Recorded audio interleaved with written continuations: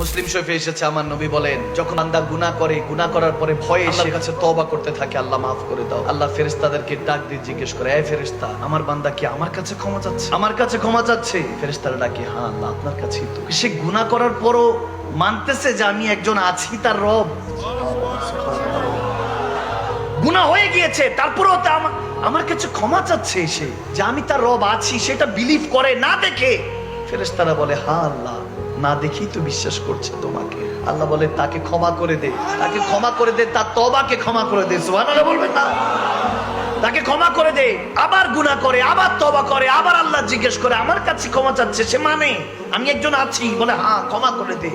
হাত তাকে এমন অবস্থা, আমার নবী বলেন যে আল্লাহর কাছে যখন ফেরেশতারা এভাবে বলতে থাকে যে আল্লাহ হ্যাঁ বারবার গুনাহ করে, বারবার তওবা করে, আল্লাহ বলে এক কাজ কর, সে গুনাহ করতে থাকবে, তওবা করতে থাকবে, তার বিশ্বাস যেহেতু আছে আমি আছি, যা যতবার গুনাহ করবে, যতবার তওবা করবে, তাকে মাফ করতে দিতে থাকবি। সুবহানাল্লাহ।